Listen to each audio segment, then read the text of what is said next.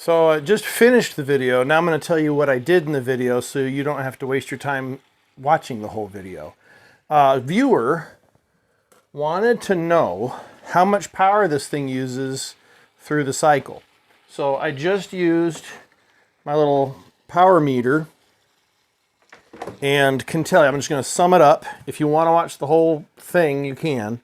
The pump for the swing arms pulls about 53 to 56, 57 watts. And that's the only thing drawing power for about half of the cycle in my case. If you want more details, you can watch the rest of the video. I'll try to cut out as much of the downtime as I can. With that and the heating element on, because it can heat the water, it keeps it hot, or can heat it up if you put it in cold water. The heating element with the swing arms, the pump on, anywhere from 911 to 927 watts.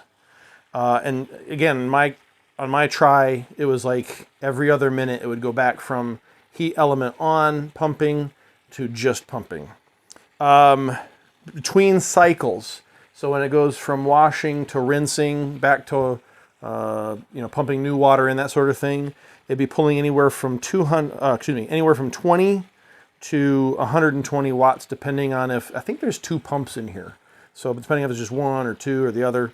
And then the dryer, if you're in dry cycle, if you're using the dry cycle, that's gonna pull, once it settles back down, it'll push up to 120 watts, and then it'll come back down and settle in right around 70 watts, give or take 5. That's the nuts and bolts of it. I'm going to include at the very beginning a quick little review, how we like it after 26 months, and then I'm going to sit here and monitor it and talk to you if you want to see that. Have a good one. So, we've got a twofer today, folks. It's now been 26 months with our countertop dishwasher, and I had a commenter ask how much power does it use, because he wants to run it on solar. And I happen to run it on solar, and I've never even thought to check. So I've got my old handy-dandy Amwatt appliance load tester. So we're going to see how much this uses. I guess I can also tell you it's held up pretty well for using it almost every day for the past 26 months. We do have a little bit of corrosion here. So somewhere along the line, we must have cut into the coating. So anyway, yeah, we got a little corrosion there. We have lost one of the wheels. I don't even know what happened. Don't know what happened. Somewhere along the line, somebody was probably loading it rough and it popped off, and maybe my wife didn't know what it was, threw it out. I don't know. Maybe we'll find it. Cleaning it's been pretty easy. I've got a little more lax on cleaning it, probably half as often as I used to, and it still works just fine. Occasionally you have to pop this out because you start to get some cloggaging. Pop that back in. The top one doesn't get gummed up as much, but sometimes you gotta unscrew that, put it on. Anyway, let's get down to business. Viewer wants to know how much power it uses. So let me load this up real quick.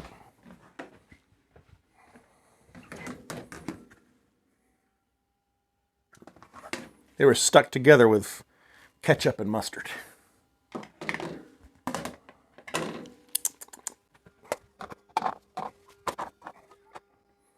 Not a lot of silverware. I'm not going to wait to make it a full load like I usually do, but you'll get the idea, and it'll still use the same amount of power.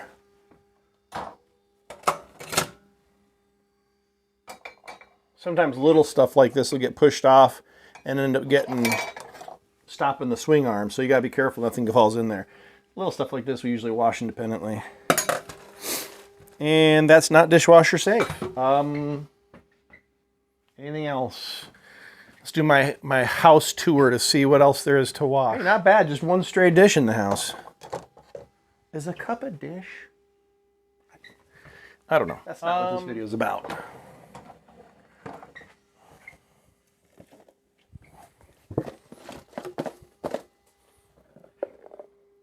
Don't ask. So you get it. It's close. Oh, gosh, before we turn it on. So this whole wall here is running off the solar. I think I've shown that in a different video. One of them, I was just testing the concept, and somebody got concerned because, you know, I was running a double male end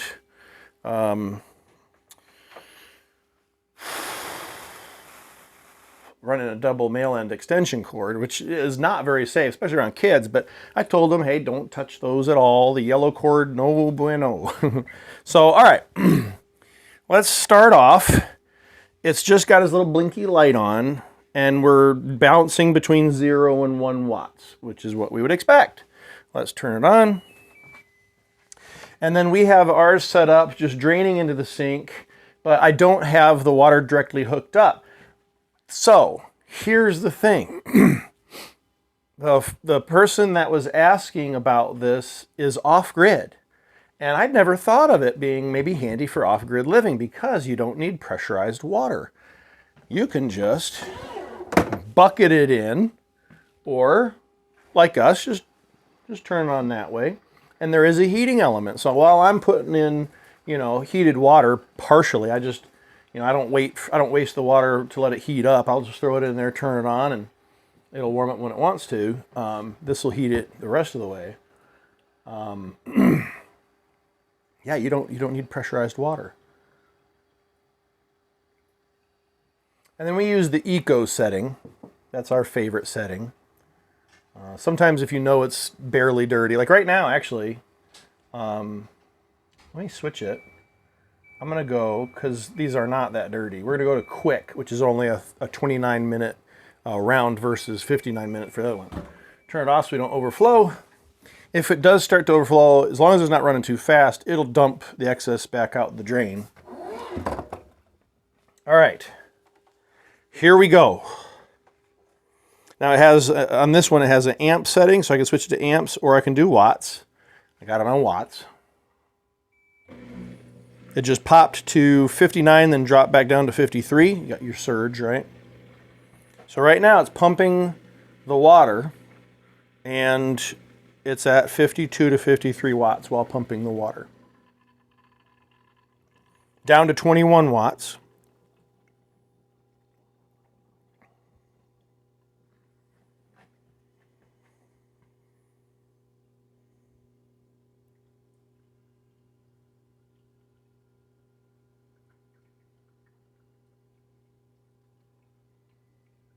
Exciting viewing, I know.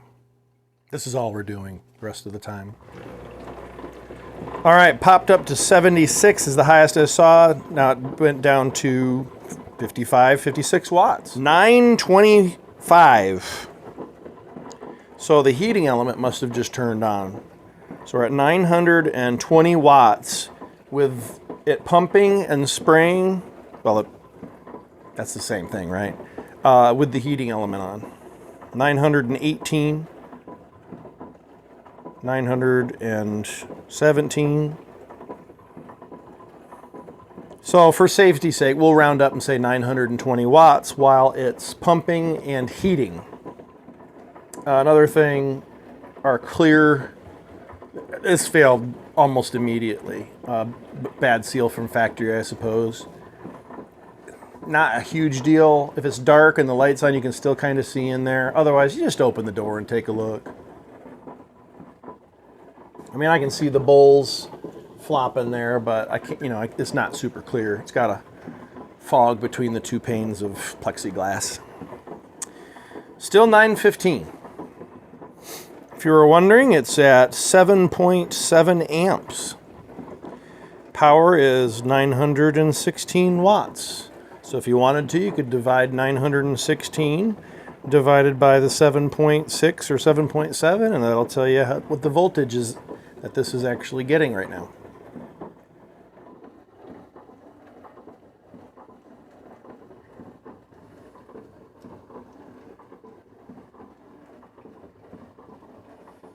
Amps. Back to watts.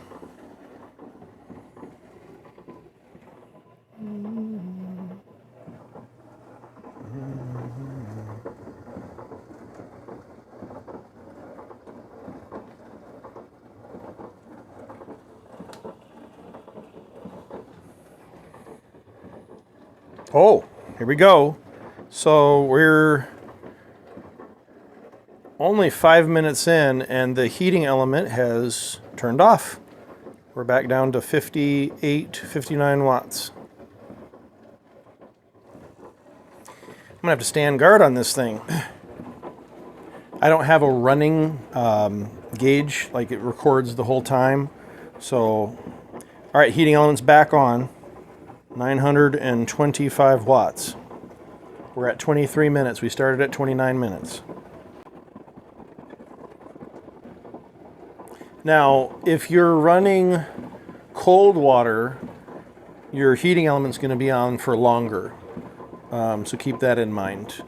I just turned it on when it was cold. It takes a little while for it to heat up, so that's going to be a factor for you.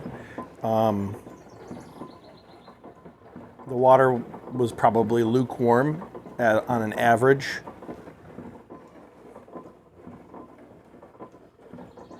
So if you can get hot water and dump it in, it'll use a little less power than having to heat it up from cold.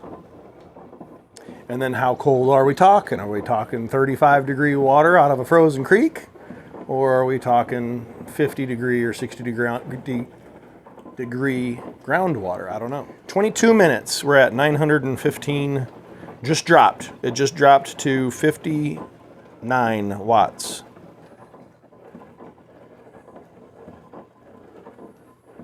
So that heating element was on for about a minute that time. Popped back on, the heating element did 930 watts. And that was about a minute. So right now it's cycling on and off. The heating element is about every minute. So it should be kicking off any moment if it sticks to that 1 minute on, 1 minute off thing.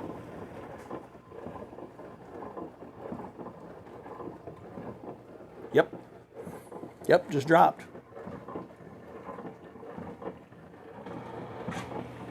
All right, we've got draining going on, so it popped up to about 100 to 120 just briefly, and now back down to 55, 53, 54. So we've got our hot, steamy water draining out, and that's just 12 minutes into a 29-minute cycle. We have 14 minutes remaining on a 29-minute cycle. So at this point, it's washed them, it's given it a quick rinse, pumped out, now it's pumping in the next batch of clean water. 157 watts, and then right back down to 53. Again, when it kicks up to 150 something, that's brief, and then back down to 55 to 60 watts. Right now it's down to 21 for that other pump. I think it's just filling some water. And then when it's got the heating element on in addition, then it's all the way up to 920 watts or so. 55, 54. See if the heating element turns on again. Because they're in rinse, maybe it won't. Nope, it just did. As soon as I brought it up, 927 watts, 925, 924. So we're heating element and pump again at 920 to 925 watts, somewhere in there. 918, 917.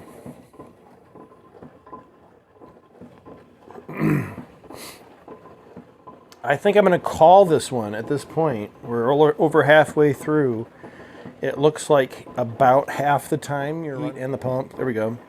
And then the other half of the time you're running about 55 watts to just run the pump, to spray. 912, 913. Because half the time you're only at 50 watts or 60 watts, 50, 60 watts. And the other half of the time you're at 911 to 930, somewhere in there. So we'll just say 500 watts. That's a nice round number. Easy number.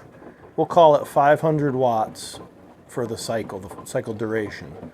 So if you're running the quick at 500 watts on average for the duration of the cycle, that would be a quarter of a kilowatt hour.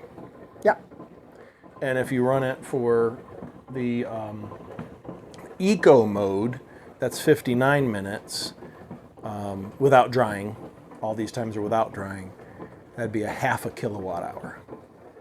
All right, 3 minutes left, and we're at 55, 56 watts. Still just rinsing the heck out of those dishes. Closing in on 1 minute remaining. I'm gonna go ahead and let it run. Ours, ooh, that's something. Ours, even if we don't have the dry mode turned on, it will automatically go into dryer mode, which could be an issue if you're off grid trying to conserve power. You'd have to just keep an alarm set or something. Hey, I know I need to come back and turn the dryer off. Heater just turned off. We're pumping out hot, steaming water. So it kept it good and hot the whole time. Under a minute. With the pump running, it's the same pump, so 54 watts. Kicking the rest of the water out. 160 watts, and then back down to 54. So there's got to be a secondary pump in there that kicked on to make sure all the water was out. 75 watts. Yep, getting rid of the rest of that water. Good, hot, steamy water. 74 watts.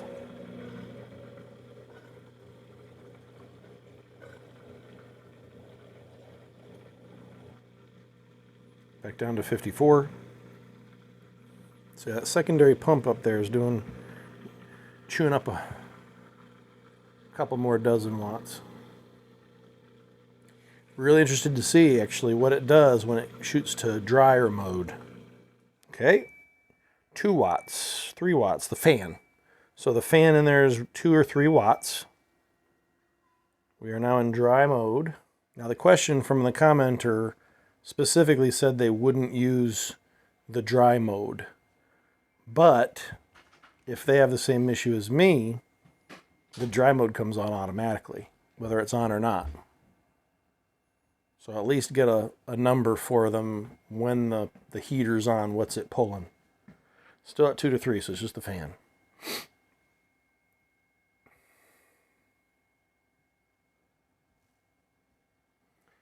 So it's a 60-minute dry cycle.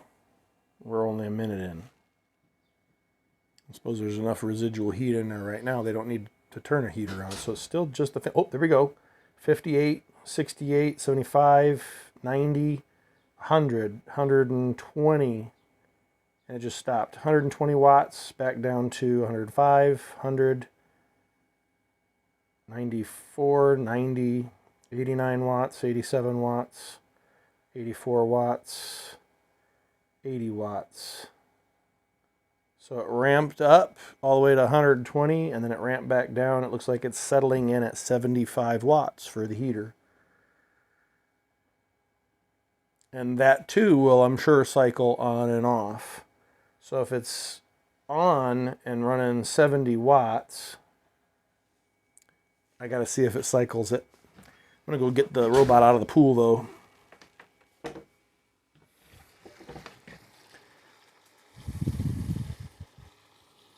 .68 watts, 0.6 amps for the heating element on the dry cycle. That's it, folks. I think it's just going to settle in and stay there for the rest of the dry cycle. Have a good one. Hope this helped.